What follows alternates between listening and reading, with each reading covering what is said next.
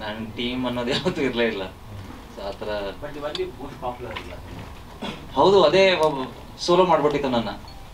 So ಸುತ್ತ ಒಂದು circle ಅನ್ನೋದು ಯಾವತ್ತೂ ಇರಲೇ ಇಲ್ಲ. ಅಂದರೆ ನನ್ಗೆ ಯಾವಾಗಲೂ ಅದನ್ನೇ ಅನ್ಕೋತಿದ್ದೆ, ನಾನು ನನ್ನ ಕೆಲಸ ಅಷ್ಟೇ ಮಾಡಬೇಕು.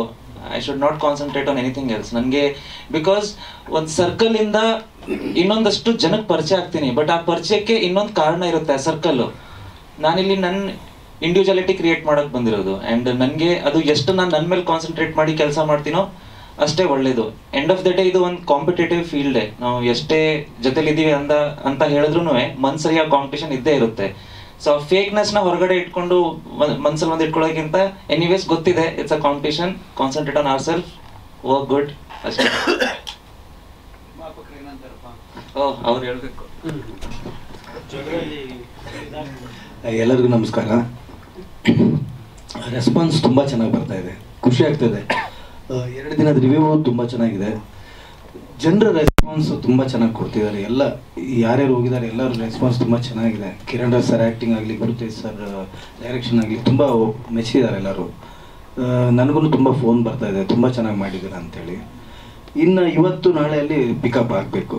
ಇವತ್ತು ನಮ್ಮ Miraj, GT mall, Orion mall, Lulu mall ಮತ್ತು ಇನ್ನೊಂದು ಆರ್ಕೆಡ್ ಮಾಲ್, ಅದರಲ್ಲೆಲ್ಲ ಹೌಸ್ಫುಲ್ ಆಗಿದೆ ಶೋಸ್ ಎಲ್ಲ.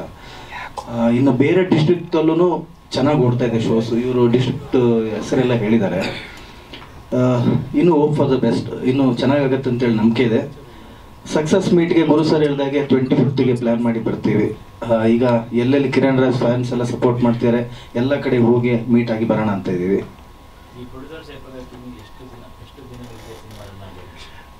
ಸರ್ ಅದೆಲ್ಲ ನಮಗೆ ಗೊತ್ತಿಲ್ಲ. ಈ ಜನರ ಸಪೋರ್ಟ್ ಇದ್ದೇ ಇರುತ್ತೆ. ಅಂದಾಜು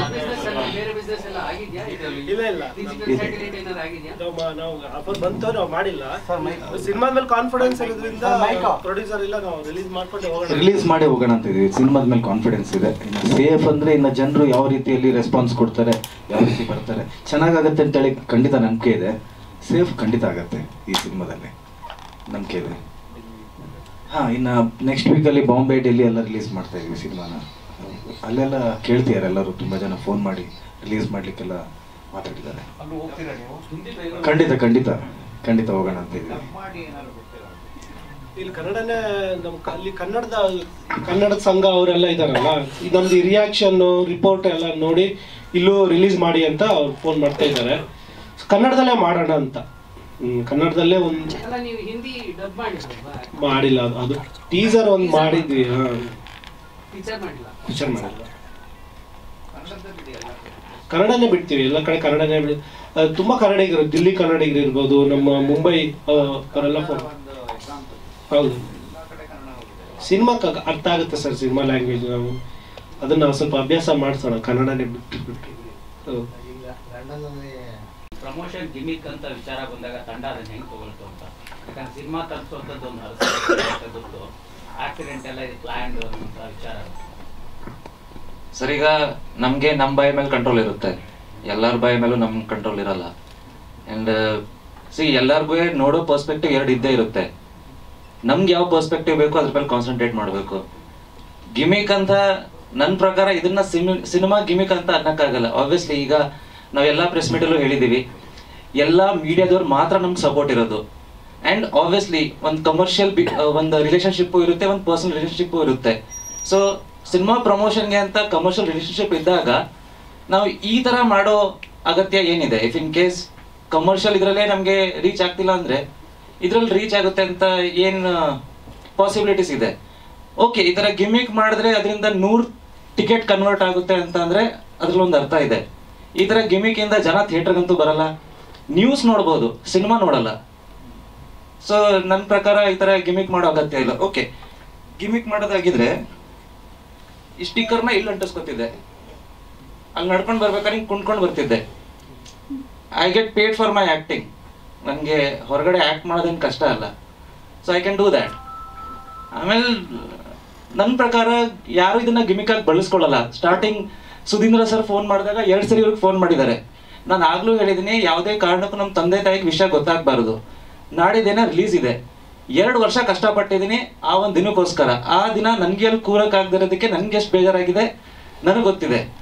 ಅರ್ಧ ಗಂಟೆಗೆ ಫೋನ್ ಮಾಡಿ ಜನ ಹೇಗೆ ರಿಯಾಕ್ಟ್ ಮಾಡ್ತಿದ್ದಾರೆ, ಜನ ರೆಸ್ಪಾಂಡ್ ಮಾಡ್ತಿದಾರ, ನನ್ನ ಪರ್ಫಾರ್ಮೆನ್ಸ್ ಇಷ್ಟ ಆಗ್ತಿದ್ಯಾ, ಇದೇ ಪ್ರಶ್ನೆ ಕೇಳ್ತಿದ್ದೆ. ನನಗೆ ಕಟ್ಟಾಗ್ದಂಗೆ ಆಗ್ತಿದೆ ಇಲ್ಲಿ. ನಾನು 2 ದಿನ ಪೇನ್ ಕಿಲ್ಲರ್ಸ್ ಅಲ್ಲಿ ಇದ್ದೀನಿ. ಸರಿ, ಈಗ ಗಿಮಿಕ್ ಅನ್ಕೊಳೋಣ, ಗಿಮಿಕ್ ಮಾಡ್ಕೊಂಡು ನಾನು ಹಾಸ್ಪಿಟ್ಲ್ಗೆ ಹೋದೆ. ಅಲ್ಲ, ಅವ್ರು ಚುಸ್ತಾರಲ್ಲ ಇಂಜೆಕ್ಷನ್ಗಳು, ಅದು ಯಾರು ತಗೋತಾರೆ ಗಿಮಿಕ್ಗೆ? ಅದ್ರ ಜೊತೆಗೆ ಅಲ್ಲ, ಅವರು ಪೇನ್ ಕಿಲ್ಲರ್ಸ್ 2-3 ಗ್ಲೂಕೋಸ್ ಬಾಟಲ್ ಹಾಕ್ತಾರೆ. ಒಬ್ಬ ಫಿಟ್ ಆಗಿರೋ ಮನುಷ್ಯ ಸಾಕೊಂಡಿರೋನು ಇಲ್ದಿರೋದು ರೋಗ ಬಂದ್ಬಿಡುತ್ತೆ ಅವನಿಗೆ. ಸೊ ಆ ಥರ ನನ್ನ ಪ್ರಕಾರ ಗಿಮಿಕ್ ಯಾರು ಮಾಡಲ್ಲ. ಆ ಒಂದು ವಿಷಯ ಗೊತ್ತಾದ ತಕ್ಷಣ ಎಷ್ಟೋ ಜನ, ಈಗ ಪ್ರೊಡ್ಯೂಸರ್ ಸರ್ ಅವ್ರ ಆಫೀಸ್ ಮೇಲೆ ಒಬ್ರು ಅಜ್ಜಿ ಇದ್ದಾರೆ, ಅವ್ರಿಗೆ ವಿಷಯ ಗೊತ್ತಾದ ತಕ್ಷಣ ಧರ್ಮಸ್ಥಳಕ್ಕೆ ಹೋಗಿ ದಾರ ತಗೊಬಂದು ಕಟ್ಟಿದ್ದಾರೆ. ಅಲ್ಲಿ ಹಾಸ್ಪಿಟಲ್ ಮುಂದೆ ಎಷ್ಟೋ ಜನ ಫ್ಯಾನ್ಸು ನೋಡಿದಿಲ್ಲ, ಕೈ ಕಟ್ಟಿದ್ರಲ್ಲ ಅವರೇ ಕಟ್ಟಿರೋದು. ನನಗೇನೋ ಲಾಭಕ್ಕೋಸ್ಕರ ಇನ್ನೊಬ್ರು ಇಮೋಷನ್ಸ್ ಜೊತೆ ಆಟ ಆಡೋ ಸ್ವಭಾವ ನಂದಂತೂ ಅಲ್ಲ. ಇದೆಲ್ಲ ಒಂದು ಇಮೋಷನ್ಸು. ನಾನು ಎಷ್ಟು ಜನಕ್ಕೆ ನನ್ನ ಕೆಲಸದಿಂದ ಪರಿಚಯ ಇದೀನೋ ಗೊತ್ತಿಲ್ಲ, ಬಟ್ ಒಂದು ಆಶ್ರಮಕ್ಕೆ ನಾನು ಬೇರೆ ಬೇರೆ ಕೆಲಸದಿಂದ ಪರಿಚಯ ಇದ್ದೀನಿ. ಈ ಒಂದು ವಿಷಯ ಗೊತ್ತಾದ್ರೆ ಅವ್ರಿಗೆ ಎಷ್ಟು ಹರ್ಟ್ ಆಗುತ್ತೆ ಅಂತ ನನಗೆ ಗೊತ್ತಿದೆ. ಈ ಒಂದು ವಿಷಯ ಗೊತ್ತಾದಾಗ ಎಷ್ಟು ಜನ ಅಲ್ಲಿ ಅಳ್ತಾರೆ ಅಂತ ನನಗೆ ಗೊತ್ತಿದೆ. ನಾನು ಅವ್ರ ಇಮೋಷನ್ಸ್ನ ಹರ್ಟ್ ಮಾಡಿ ನನ್ನ ಬೇಳೆ ಅಂತೂ ನನ್ನ ಲೈಫಲ್ಲಿ ಯಾವತ್ತೂ ಬೆಳೆಸ್ಕೊಳ್ಳಲ್ಲ. ಆಮೇಲೆ ನಾನು ಬಂದ ತಕ್ಷಣ ಇಲ್ಲಿ ನಿಂತ್ಕೊಂಡು ಎಲ್ಲರಿಗೂ ಥ್ಯಾಂಕ್ ಯು ಏನಕ್ಕೆ ಹೇಳಿದ್ದೀನಿ ಅಂತಂದ್ರೆ ಅದು ನಾನು ಮನಸ್ಸಿಂದ ಹೇಳಿರೋದು. ನಂಗೆ ಆ ಗ್ರಾಟಿಟ್ಯೂಡ್ ಇದೆ. ನನಗೆ ಆ ಪಾಸಿಟಿವ್ ಒಂದು ರೆಸ್ಪಾನ್ಸ್ ನಾನು ನೋಡಿದ್ದೀನಿ. ಎಷ್ಟು ಜನ ಆಂಕರ್ಸು ಪರ್ಸನಲಿ ನಂಗೆ ಮೆಸೇಜ್ ಮಾಡ್ತಿದ್ದಾರೆ, ನನಗೆ ಫೋನ್ ಮಾಡಿ ಕೇಳ್ತಿದ್ದಾರೆ ಹೇಗಿದ್ದಾರೆ ಏನು ಅಂತ. ಸೊ ಐ ಫೆಲ್ಟ್ ನನ್ನ ಒಂದು ಫ್ಯಾಮಿಲಿ ಥರ ಟ್ರೀಟ್ ಮಾಡ್ತಿದಾರಲ್ಲ ಅಂತ. ಸಂಜೆ ಈ ಥರ ನ್ಯೂಸ್ ನೋಡಿದಾಗ ಬೆಳಗ್ಗೆ ನೋಡಿದ ಸತ್ಯನ ಈಗ ನೋಡ್ತಿರೋದು ಸತ್ಯನ ಅಂತಾನೆ ಜನಗಳಿಗೂ ತಲೆ ಕೆಟ್ಟೋಗ್ಬಿಡುತ್ತೆ. ಆಮೇಲೆ first of all sir, gimmick ಮಾಡಿದ್ದು ನಾನಲ್ಲ. ನನಗೊಂದು ಇನ್ಸಿಡೆಂಟ್ ಆಗಿದೆ, ನಾನು ಹಾಸ್ಪಿಟ್ಲ್ಗೆ ಹೋಗಿದ್ದೀನಿ, ಹಿಂಗಾಗಿದೆ ಹಂಗಾಗಿದೆ ಅಂತ ಹೇಳ್ತಿರೋದು ಗಿಮಿಕ್ಕು. ನಾನೆಲ್ಲೂ ಹೇಳಿಲ್ಲ ನಾನು ICU ಇದ್ದೆ, ನಮ್ಮ ಟೀಮ್ ಅವ್ರು ಎಲ್ಲೂ ಹೇಳಿಲ್ಲ ನನ್ನ ಕೈಕಾಲು ಮುರಿದೋಗಿದೆ ಅಂತ. ಅಲ್ಲ, ಒಂದು ಸಿನಿಮಾ ರಿಲೀಸ್ ಆಗ್ತಿದೆ, ಇನ್ನೊಂದು ಸಿನಿಮಾಗೆ ನನ್ನ ತಗೊಳ್ಳೋ ಟೈಮಲ್ಲಿ ಕೈಕಾಲು ಮುರ್ಕೊಂಡು ಕೂತಿದ್ದೀನಿ ಅಂದರೆ ಸಿನಿಮಾ ಸಿಗುತ್ತಾ ನನಗೆ ಮುಂದೆ? ಸೊ ಆಬ್ವಿಯಸ್ಲಿ ಇದನ್ನ ಯಾರೂ ಆ ಥರ ಮಾಡೋಕ್ಕೆ ಹೋಗಲ್ಲ. ಆ್ಯಂಡ್ ನಾನು ಹೇಳ್ತಿಲ್ವಾ, ನಾನು ಇದನ್ನ ಅಡ್ರೆಸ್ ಮಾಡೋಕ್ಕೂ ಇಷ್ಟ ಇರಲಿಲ್ಲ. ನೀವು ಪ್ರಶ್ನೆ ಕೇಳಿದ್ರಿ, ನಾನು ಅದಕ್ಕೆ ಆನ್ಸರ್ ಮಾಡಿದ್ದೀನಿ. ನನಗೆ ತಲೆಗೆ ಹಾಕೊಳ್ಳೋಕ್ಕೂ ಹೋಗಲಿಲ್ಲ. ಅದಿದ್ದೇ ಇದೆ, ಇದು ಫಸ್ಟ್ ಟೈಮ್ ಏನಲ್ಲ, ಸ್ಟಾರ್ಟಿಂಗಿಂದ ನೋಡ್ಕೊಂಡು ಬಂದಿದ್ದೀವಿ. ಒಂದನ್ನ 24 ಹೇಳೋದು, 24 ಜನಕ್ಕೆ 50 ಅರ್ಥ ಆಗೋದು. ಆ 50ಕ್ಕೂ ಪ್ರಶ್ನೆಗೆ ಉತ್ತರ ಕೊಡ್ತಾ ಹೋದ್ರೆ ನನ್ನ ಕೆಲಸ ಇದ್ದಿದ್ದು ಒಂದೇ, ಆ ಒಂದಕ್ಕೆ ಆನ್ಸರ್ ಮರ್ತೋಗುತ್ತೆ ನನಗೆ. ಸೊ ಐ ಡೋಂಟ್ ಥಿಂಕ್ ಅದನ್ನ ನಾವು ಅಡ್ರೆಸ್ ಜಾಸ್ತಿ ಮಾಡಬೇಕು. ಅಲ್ಲ ಸರ್, ಅದು ನನಗೆ ನಾನು ಇಲ್ಲ ನಾನು ಎಲ್ಲೂ ರೆಸ್ಪಾಂಡ್ ಬಿಡಿ. ಅವ್ರವ್ರ ಸ್ವಾರ್ಥ ಗಿಮಿಕ್ಕು, ಅವ್ರವ್ರ ಸ್ವಾರ್ಥಕ್ಕೆ ಲಾಭಕ್ಕೆ ಏನು ಮಾಡಿ ಎಲ್ಲರೂ ಹೇಳಿಲ್ಲ. ತುಂಬಾ ಕನ್ಸರ್ನ್ ಬಂದ್ರು ಕೆಲವರು, ಅಲ್ಲೆಲ್ಲ ಒಂದಿಬ್ರು ಯಾರೋ ಗಿಮಿಕ್ ಅಂತ, ಅದು ಅವ್ರ ಗಿಮಿಕ್. ಈಗ ICU ಅಲ್ಲಿ ಇದ್ದಾನೆ, ಕೈಕಾಲು ಮುರಿದೋಗ್ಬಿಟ್ಟಿದೆ, ಯಾರಾದ್ರೂ ಅದ್ರ ಏನಾದ್ರೂ ಹೇಳಿದೀವ? ಯಾವ್ದು ಗಿಮಿಕ್ ಹಾಗಾದ್ರೆ? ಯಾರ ಸ್ವಾರ್ಥ ಕೆಲಸ ಮಾಡ್ತಿದ್ದಾರೆ? ಸರ್ ಇನ್ನೊಂದು ವಿಷಯ, ಸುಧೀಂದ್ರ ಸರ್ ನಿಮ್ಗೆ ಸರ್ ಇನ್ಫಾರ್ಮ್ ಮಾಡಿದಾಗ ಕಂಪ್ಲೀಟ್ ಆಗಿ ಮಾಹಿತಿ ಕೊಟ್ಟಿದ್ರು ಅಲ್ವಾ, ನಾನು ಎಲ್ಗೆ ಹೋಗಿದ್ದೆ, ಏನಾಗಿದೆ, ಏನ್ ಬಂದಿದೆ ಎಲ್ಲ. ಸರಿ, ಅದ್ರ ಮಧ್ಯ ಡ್ರಿಂಕ್ ಮಾಡ್ತಿದ್ರಾ ಅಂತ ಹೇಳಿದ್ರಲ್ಲ, ಅದು ಗಿಮಿಕ್ಕು. ಯಾರೋ ಆ ಥರ ಹಾಕಿದ್ರು. ಹಾ, ಇನ್ಫಾರ್ಮೇಶನ್ ಹೋಗಿದೆ, ಫಸ್ಟ್ ಇನ್ಫಾರ್ಮೇಶನ್ ಏನ್ ಹೋಗಿದೆ ಅದನ್ನ ಪ್ರೆಸೆಂಟ್ ಮಾಡೋದು ಅಷ್ಟೇ ನನ್ಗೆ ಅನ್ಸುತ್ತೆ. It's like fair enough. ಅದ್ರ ಜೊತೆಗೆ ಬೇರೆ ಏನೇ ಸೇರಿಸಿದ್ರು ಆ ಗಿಮಿಕ್ಗೆ ನಾನು ಹೊಣೆ ಅಲ್ಲ.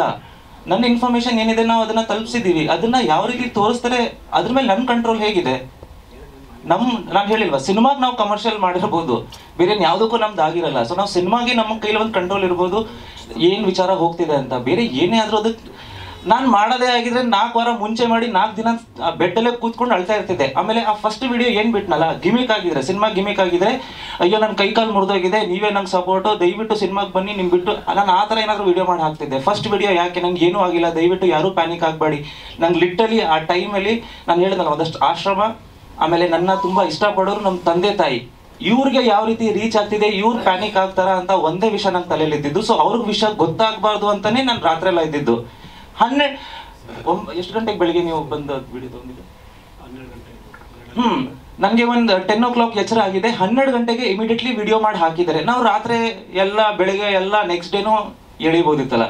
ಅಂದರೆ ಅದು ಮೋಸ್ಟ್ ಪ್ರಾಬಬಲಿ ಆಕ್ಸಿಡೆಂಟ್ ಆಯ್ತು, ಅದಾದ್ಮೇಲೆ ಬಾಡಿ ಬರಲಿಲ್ಲ, ಮನುಷ್ಯ ಬಂದ್ಬಿಟ್ಟಲ್ಲ ಅಂತ ಮಿಸ್ ಆಗೋಯ್ತೇನೋ ಅಲ್ಲಿ. ಆ ಥರ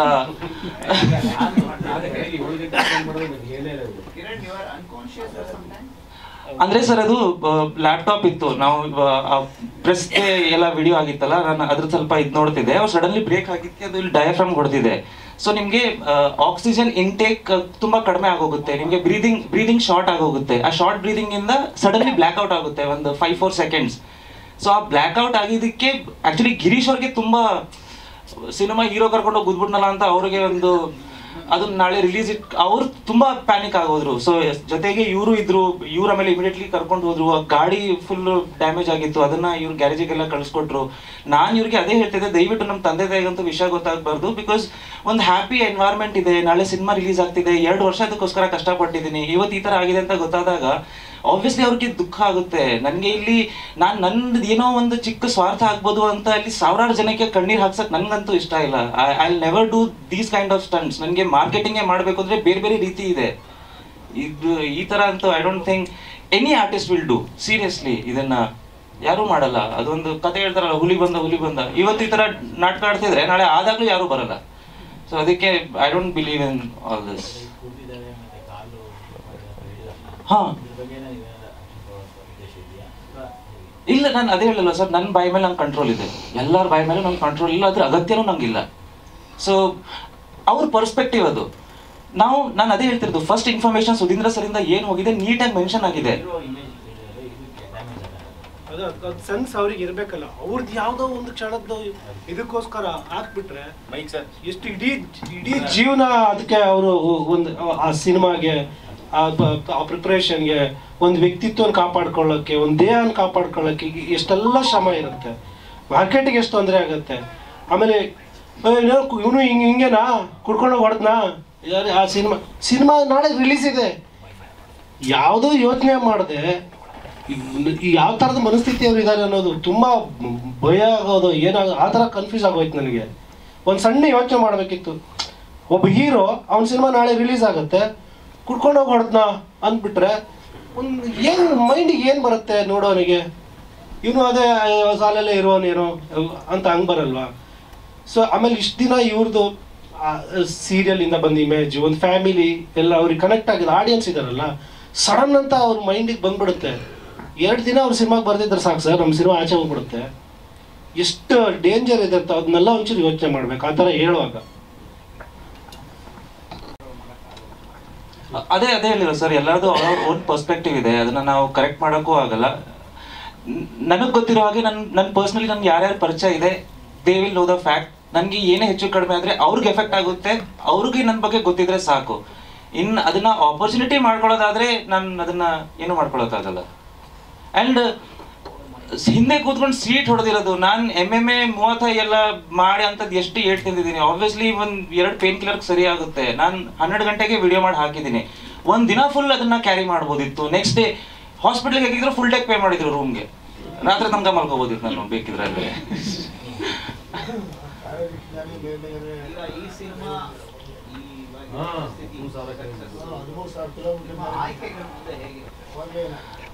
ಸರ್, ನಾನು ತುಂಬಾ ಮುಂಚೆಯಿಂದಾನೇ ಹೇಳ್ತಾ ಇದ್ದೆ, ಇದಕ್ಕಿಂತ ಮುಂಚೆ ನನಗೆ ನನ್ನ ಆಯ್ಕೆ ಮೇಲೆ ಕಂಟ್ರೋಲ್ ಇರಲಿಲ್ಲ. ಬಿಕಾಸ್ ನಾನು ಒಂದು ಕೆಟ್ಟ ಆಪ್ಷನ್ ಒಳ್ಳೆ ಆಪ್ಷನ್ಗಿಂತ ನನಗೆ ಒಂದು ಆಪರ್ಚುನಿಟಿ ಸಿಗೋದು ಅಂತ ಯೋಚನೆ ಮಾಡ್ತಿದ್ದೆ. ಬಟ್ ಇತ್ತೀಚೆಗೆ ಒಂದು 2-3 ದಿನದಿಂದ ರೆಸ್ಪಾನ್ಸ್ ನೋಡಿ, ಜನಗಳ ಪ್ರತಿಕ್ರಿಯೆ ನೋಡ್ತಿರೋದ್ರಿಂದ, ಆಮೇಲೆ ಒಂದಷ್ಟು ಫೋನ್ ಕಾಲೆಲ್ಲ ಬರ್ತಿರೋದ್ರಿಂದ ಈಗ ಸ್ವಲ್ಪ ರೆಸ್ಪಾನ್ಸಿಬಲ್ ಆಗಬೇಕು. ಆ ಪೊಸಿಷನ್ ಅಲ್ಲಿ ಇದೀನಿ, where can I independently choose ಅಂತ ಒಂದು ಆಪರ್ಚುನಿಟಿ ಇದೆ. ಸೊ ಅದನ್ನ ತುಂಬಾ ರೆಸ್ಪಾನ್ಸಿಬಲಿ ಯೂಸ್ ಮಾಡ್ಕೋಬೇಕು.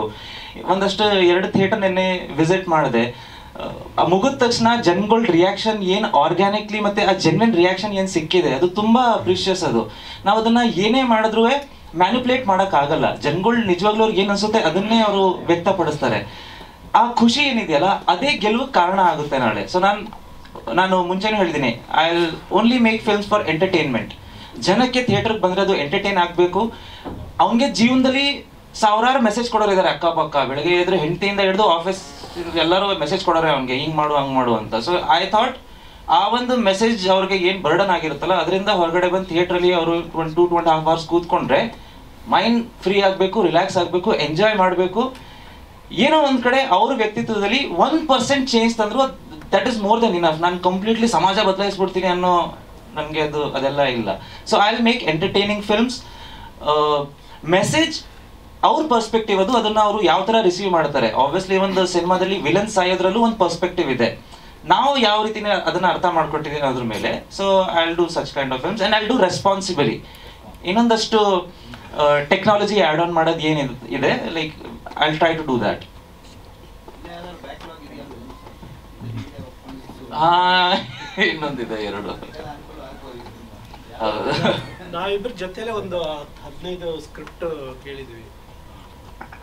ಅಂದ್ರೆ ಸುಮಾರು ಸ್ಕ್ರಿಪ್ಟ್ಗಳು ಇವ್ರೊಬ್ಬರೇ ಒಂದಷ್ಟು ಎಷ್ಟು ಕೇಳಿದ್ರೆ ಗೊತ್ತಿಲ್ಲ. ಅಂದ್ರೆ ನನಗೆ ಕಾಂಟ್ಯಾಕ್ಟ್ ಮಾಡಿ ಕಿರಣ್ ರಾಜ್ ಅವ್ರಿಗೆ ಕತೆ ಹೇಳ್ಬೇಕು ಅಂತಂದಾಗ ನಾನೊಂದು 15 ಕತೆ ಇವ್ರ ಜೊತೆಲಿ ಕೇಳಿದ್ದೀನಿ. ಬಟ್ ಇವ್ರದ್ದು ತುಂಬ, ಈಗ ನಮ್ಮ ಸಿನಿಮಾನೇ ನೋಡಿದ್ರಲ್ಲ, ಆ ಪಾತ್ರ, ನನ್ನ ಅಭಿನಯಕ್ಕೆ ಎಲ್ಲಿ ಎಷ್ಟು ಜಾಗ ಇದೆ, ಸೂಕ್ಷ್ಮವಾಗಿ ನಾನು ಎಲ್ಲಿ ಎಕ್ಸ್ಪ್ರೆಸ್ ಮಾಡೋಕ್ಕೆ ಟೈಮ್ ಇದೆ. ಹೀರೋ ಅಂದ ತಕ್ಷಣ ನಾನು ಫುಲ್ ಎಲ್ಲ ಹೊಡೆದ್ಬಿಡ್ತೀನಿ ಅಥವಾ ಸಾಂಗಲ್ಲಿ ಡಾನ್ಸ್ ಮಾಡಿಬಿಡ್ತೀನಿ, ಅದಲ್ಲ. ನನ್ನ ಜಾಗ ಏನಿದೆ ನಾನು ಆ್ಯಸ್ ಎ ಆ್ಯಕ್ಟಿಂಗ್ ತೋರ್ಸೋಕ್ಕೆ ಅಂತ ಅದನ್ನು ತುಂಬ ಗಮನಿಸ್ತಾರೆ. ಕೆಲವೊಂದು ಸ್ಕ್ರಿಪ್ಟ್ಗಳು ಚೆನ್ನಾಗಿ ಇದೆ, ಆ ಥರ ಎಲ್ಲ ಬಂದಿದೆ. ಅದು ಹಳೇದೊಂದು 2 ಸಿನಿಮಾ ಇತ್ತು. ಶೇರ್ ಮತ್ತೆ ಮೇಘ, ಅದು ರಾನಿಗಿಂತ ಮುಂಚೆ ಮಾಡಿದ್ದು, ಅದು 2 ಇದೆ. ಹಾ, 2 ರೆಡಿ ಇದೆ. ಅವರು ರಾನಿಗೆ ವೇಟ್ ಮಾಡ್ತಾರೆ.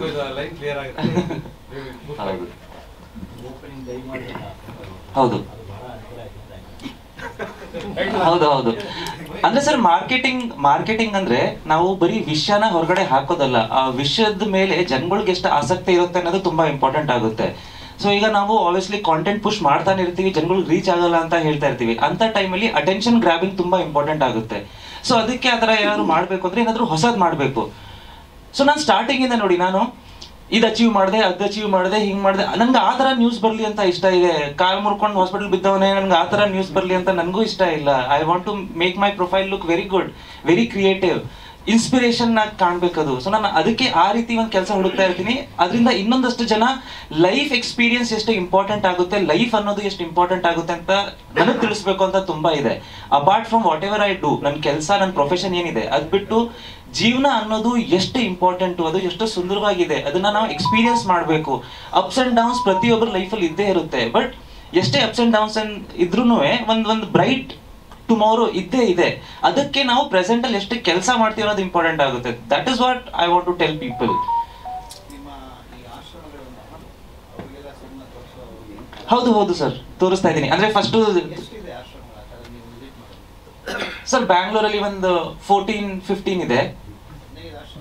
ಹಾ, ರೆಗ್ಯುಲರ್ಲಿ. ಅಂದ್ರೆ ಟೋಟಲ್ 2000 ಫ್ಯಾಮಿಲೀಸ್. ಹೌದು ಹೌದು. ಇಲ್ಲ, ಆ ಥರ ಸ್ವಲ್ಪ ಕಷ್ಟ ಆಗ್ತಿದೆ. ಅದಕ್ಕೆ ನಾವು ಸಿನಿಮಾ OTT ಬಂದಾದ್ಮೇಲೆ ಅವ್ರಿಗೆ ಒಂದು ಪ್ರೊಜೆಕ್ಟರ್ ಸ್ಕ್ರೀನಿಂಗ್ ಹಾಕಿ ಆ ಥರ ಪ್ಲಾನ್ ಮಾಡಿದ್ದೀನಿ. ಬಿಕಾಸ್ ಮೆಡಿಕಲ್ ಹೆಲ್ತು ಎಲ್ಲರದ್ದು ಅಷ್ಟು ಚೆನ್ನಾಗಿರಲ್ಲ, ಆ್ಯಂಡ್ ಬೇರೆ ಮನಸ್ಥಿತಿ ಆ ಥರ ಒಂದಷ್ಟು ಜನ ಇದ್ದಾರೆ. ಬಟ್ ತುಂಬ ಪ್ರೀತಿ ಮಾಡ್ತಾರೆ. ನಾನು ನೆನ್ನೆನೇ ಆಶ್ರಮಕ್ಕೆ ಹೋದಾಗ, ನಾನು ಲಿಟ್ರಲಿ ಆಶ್ರಮದಲ್ಲಿ ನಂದು ಅವ್ರ ಜೊತೆ ಎಲ್ಲ ಮಾತುಕತೆ ಎಲ್ಲ ಮುಗ್ದಾದ್ಮೇಲೆ ಎಲ್ಲ ತುಂಬ ಆಶೀರ್ವಾದ ಮಾಡಿದ್ರು. ನಾನು ಆ್ಯಕ್ಚುಲಿ ಫ್ರಂಟ್ ಸೀಟಲ್ಲಿ ಕೂತ್ಕೋಬೇಕಾಗಿತ್ತು, ಅಲ್ಲಿ ಕೆಳಗಡೆ ಫುಲ್ ಕೊಚ್ಚೆ ಆಗಿತ್ತು ಅಂತ ನಾನು ಹಿಂದೆ ಹೋಗಿ ಕೂತ್ಕೊಂಡೆ. ಅದಕ್ಕೆ ಎಲ್ಲ ಸೇಫ್ ಆಗಿದೆ. ಮುಂದೆ ಕೂತಿದ್ರೆ ಗುಂಡೆ ಓಪನ್ ಆಗೋಗಿರೋದು ನಂದು. ಸೊ ಎಲ್ಲೋ ಒಂದು ಕಡೆ ಒಂದು ಆಶೀರ್ವಾದ ಅನ್ನೋದಿದೆ. ಆ್ಯಂಡ್ ನೀವೇ ಎಷ್ಟೋ ಜನ ಮಾಧ್ಯಮದವರೇ ನನಗೆ ಫೋನ್ ಮಾಡಿ ದೃಷ್ಟಿ ಆಗಿದೆ, ದಯವಿಟ್ಟು ದೃಷ್ಟಿ ತೆಗೆಸ್ಕೊಳ್ಳಿ, ಈ ದೇವಸ್ಥಾನಕ್ಕೆ ಹೋಗಿ, ಅದೆಲ್ಲ ಮುಂಚೆನೆ ನನಗೆ ಹೇಳ್ತಿದ್ರಿ. ನನಗೆ ಮುಂಚೆನೂ ಡೆಂಗ್ಯೂ ಆಗಿತ್ತು. ದೃಷ್ಟಿ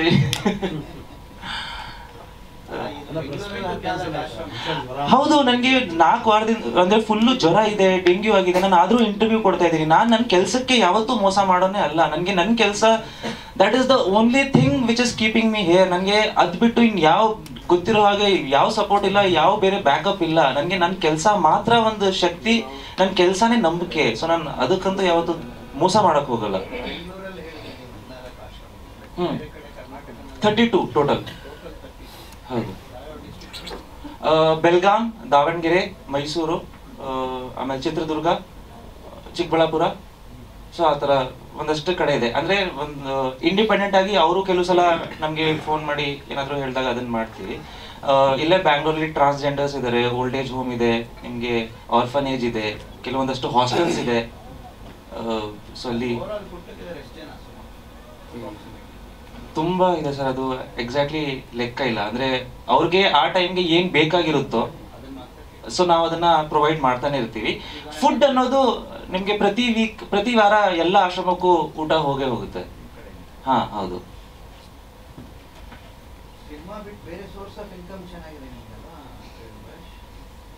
ಇಲ್ಲ ಸರ್, ನಾನು ಫೌಂಡೇಶನ್ ಸಪೋರ್ಟ್ ಮಾಡೋಕ್ಕೆ ಅಂತ ಒಂದಷ್ಟು ಬೇರೆ ಬಿಸ್ನೆಸ್ ಸ್ಟಾರ್ಟ್ ಮಾಡಿದ್ದೀನಿ. ಬಟ್ ಅದರಿಂದ ನನಗೆ ತುಂಬಾ ಏನೋ ಬರ್ತಿದೆ ಅಂತ ಇಲ್ಲ.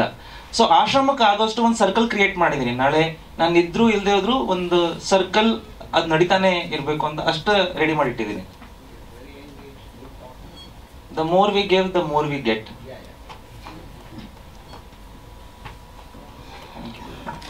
Thank you. ಆಮೇಲೆ ಎಲ್ಲ ನಾನು ಸ್ಕ್ರೀನ್ಗಳೆಲ್ಲ ನೋಡ್ತಿದ್ದಾಗ ತುಂಬ ಆಡಿಯನ್ಸ್ ಇದು ನಿಮ್ಮ ಮುಖಾಂತರ ರಿಕ್ವೆಸ್ಟ್ ಮಾಡ್ಕೊಳ್ಳೋದು, ತುಂಬ ಸೂಕ್ಷ್ಮ ವಿಚಾರಗಳಿದೆ ಅಲ್ಲಿ. ಮೊಬೈಲಲ್ಲಿ ಒಂದು ನೀವು ಸಿನಿಮಾ ನೋಡ್ತಾ ಇರುವಾಗ ಆ ಸಾಂಗ್ ಬಂತು, ಸಾಂಗ್ ಒಂದು ಮುಗಿಸ್ಬಿಡ್ಲಿ, ಫೈಟ್ ಬಂತು, ಈ ಸೀನ್ ಏನೋ, ಪ್ರತಿ ಸೀನಲ್ಲೂ ಮುಂದಿನ ಸೀನ್ನ ತುಂಬ ಕನೆಕ್ಟಿಂಗ್ ವಿಷಯಗಳಿದೆ. ಸೊ ಈ ಮೊಬೈಲ್ ಸಿನಿಮಾ ನೋಡುವಾಗ ಮೊಬೈಲ್ ನೋಡ್ತಾ ಇರೋದು ಎರಡು ತೊಂದರೆ. ಒಂದು, ನಿಮಗೂ ಸಿನಿಮಾ ಕನೆಕ್ಟ್ ಆಗಲ್ಲ ಕರೆಕ್ಟಾಗಿ, ಮತ್ತು ಪಕ್ಕದವನಿಗೂ ಅದು ಡಿಸ್ಟ್ರಾಕ್ಟ್ ಆಗ್ತಾ ಇರುತ್ತೆ. ಸೊ ಇದು ಬರೀ ಆ್ಯಕ್ಷನ್ ಫೈಟ್ ಆ ಥರದ ಗ್ಯಾಂಗ್ಸ್ಟರ್ ಸಿನಿಮಾ ಅಂತ ಅಲ್ಲ ಇದು. ಇದರಲ್ಲಿ ತುಂಬ ಸೂಕ್ಷ್ಮ ವಿಚಾರಗಳಿದೆ. ಡೈಲಾಗ್ ಕೂಡ ಅಷ್ಟೇ, ನಿಮಗೆ ಎಲ್ಲದರಲ್ಲೂ ವಿಷಯ ಇದೆ. ಸೊ ಈ ಮುಖಾಂತರ ಸ್ವಲ್ಪ ಮೊಬೈಲ್ಗಳು ಬಿಟ್ಟು ತುಂಬ ಗಮನ ಕೊಟ್ಟು ಸಿನಿಮಾ ನೋಡಿ ಅಂತ ನಾನು ಕೇಳ್ಕೊಡ್ತೀನಿ. ಆಮೇಲೆ ಸೌಂಡ್ ಡಿಸೈನ್ ಕೂಡ ಅಷ್ಟೇ. ತುಂಬ ಥಿಯೇಟ್ರ್ಗಳಲ್ಲಿ ನಾವು ಯಾಕಷ್ಟು 4-5 ತಿಂಗಳ ಸೌಂಡ್ ಡಿಸೈನಿಗೆ ಕೆಲಸ ಮಾಡಿದ್ವಿ ಅಂತ ಅನಿಸ್ಬಿಡ್ತು ಕೆಲವೊಂದು ಥಿಯೇಟ್ರಲ್ಲಿ ನೋಡ್ತಿದ್ದಾಗ. ನಿಮಗೆ ಮೀಡಿಯಾಗೆ ಶೋ ಹಾಕಿದ್ನಲ್ಲ ಸರ್, ಎಷ್ಟು ವರ್ಸ್ಟ್ ಸೌಂಡ್ ಇದೆ ಅಂದರೆ ನಂಗೆ ತುಂಬ ಬೇಜಾರಾಗೋಯ್ತು. ಇಲ್ಲಿ ಯಾಕೆ ನಾವು ಆ್ಯಕ್ಚುಲಿ ಅಲ್ಲಿ ನೋಡಿರಲಿಲ್ಲ ನಾನು, ಆ ಥಿಯೇಟ್ರಲ್ಲಿ ಹಂಗಿದೆ ಅಂತ ಸೌಂಡು. ನಮ್ಮ ಎಕ್ಸಿಕ್ಯೂಟಿವ್ ಪ್ರೊಡ್ಯೂಸರು ಬುಕ್ ಮಾಡಿಬಿಟ್ಟಿದ್ರು. ಹೌದು, ಅಲ್ಲಿ ಹೋಗಿ ನೋಡಿದಾಗ ಹೋಗಿ ಮೀಡಿಯಾಗೆ ಇಲ್ಲಿ ಶೋ ಹಾಕ್ಬಿಟ್ನಲ್ಲಪ್ಪ, ಏನು ಇಂಪ್ರೆಷನ್ ಬೀಳುತ್ತೆ ಅವನ ಮೇಲೆ ಅಂತ. ಆಮೇಲೆ ನಮಗೆ ವೀರೇಶು ಇದು ಮೈನ್ ಥಿಯೇಟರ್ದಲ್ಲೂ ಹಾಕ್ಬೋದಿತ್ತು ನಾವು. ದಯವಿಟ್ಟು ಒಂದು ನಾನು ನೀಡೋದೇನೆ, ಇನ್ನೊಂದು ಒಳ್ಳೆ ಸೌಂಡ್ ಇರೋ ಕಡೆ ಒಂದ್ಸಲ ಹೋಗಿ ನೋಡಿ, ನಿಮ್ಗೆ ಆ ಸಿನಿಮಾ ಬೇರೆ ಫೀಲ್ ಆಗುತ್ತೆ. ನೀವೇನು ಅಲ್ಲೋ ನೋಡಿದ್ರಲ್ಲ, ಅದು ಅಲ್ಲೇ ಅಲ್ಲ, ಅದು 50% ಡ್ರಾಪ್ ಆಗಿದೆ ಸಿನಿಮಾದು. ಆ ವಿಜುವಲ್ ಕೂಡ ಪ್ರತಿಯೊಂದಕ್ಕೂ ಬೇರೆ ಥರ. 4 ತಿಂಗಳು ಬರೀ ಸೌಂಡಿಗೆ ಕೆಲಸ ಮಾಡಿದ್ದೀವಿ. ಏನು ಹಿಂಗಾಗೋಯ್ತು, ಈ ಥಿಯೇಟ್ರಲ್ಲಿ ಕೆಲವೊಂದು ಕಡೆ ಸೌಂಡೇ ಕೊಡಲ್ಲ ಕರೆಕ್ಟಾಗಿ. ಎಲ್ಲ ಕಡೆ ನಾವು ಹೋಗಿ ನೋಡೋಕ್ಕಾಗಲ್ಲ.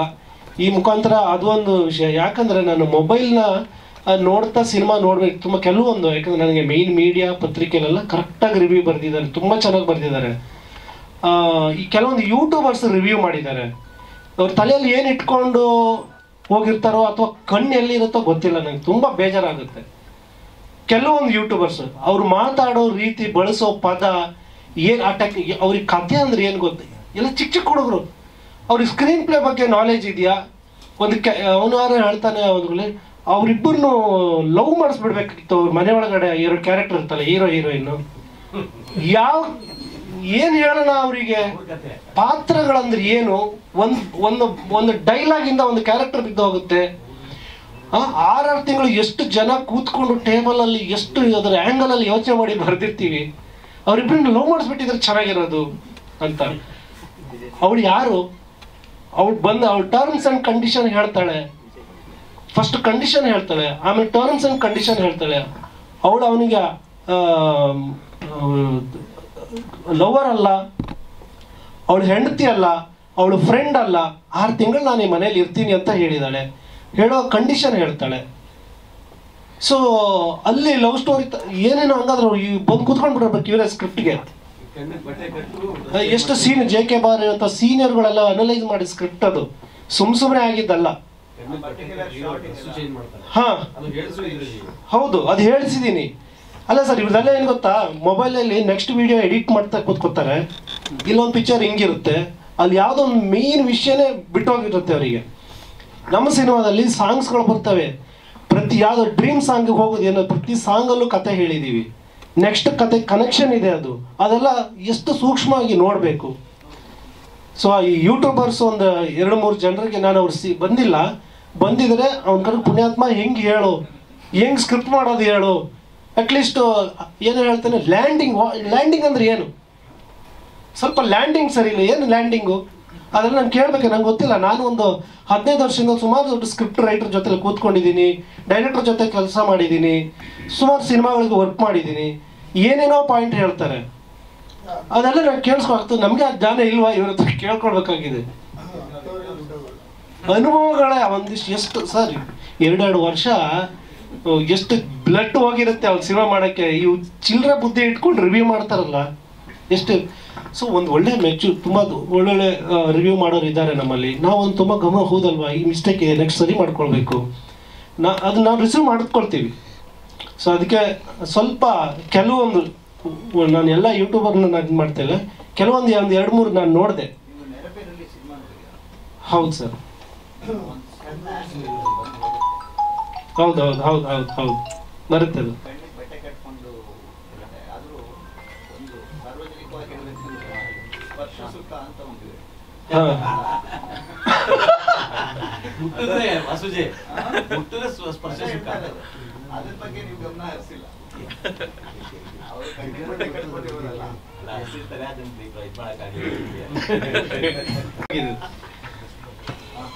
Thank you sir, thank you.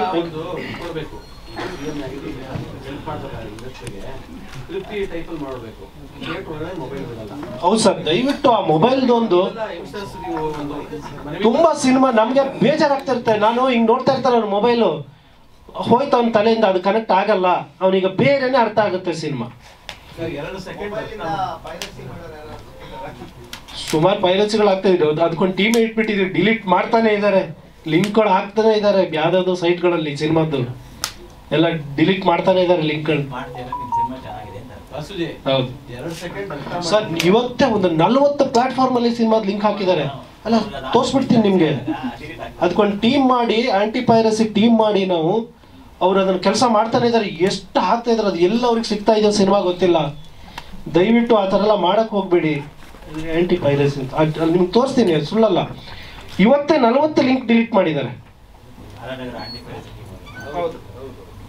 ಒಂದು ದಿನಕ್ಕೆ 40 ಲಿಂಕ್ ಅಲ್ಲಿ ಸಿನಿಮಾ ಬರುತ್ತೆ ಅಂದ್ರೆ ಹೆಂಗೆ ಕಂಟ್ರೋಲ್ ಮಾಡೋದು ಇವ್ರನ್ನ? ಹೌದು ಅಲ್ಲ, ಅದೊಂದು ಕಾಮನ್ ಸರ್. ಈಗ ತುಂಬಾ ಸೀರಿಯಸ್ ಆಗಿ ಸಿನಿಮಾ ನೋಡ್ತಿರ್ತಾನೆ ಸರ್, ಪಕ್ಕದವನು ಮೊಬೈಲ್ ಇಟ್ಕೊಂಡಿದ್ರೆ ಎಷ್ಟು ಅವನಿಗೆ ಡಿಸ್ಟರ್ಬ್ ಆಗುತ್ತೆ, ಅದು ಬೇರೆಯವ್ರಿಗೆ ತೊಂದರೆ ಆಗುತ್ತೆ.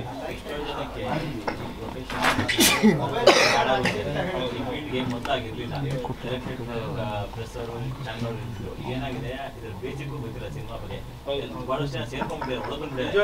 ಇಲ್ಲಿ ಏನಾಗಿದೆ ಕೆಲವರಿಗೆ ಜನ ಬಂದು ಕಾಣ್ಬೇಕು.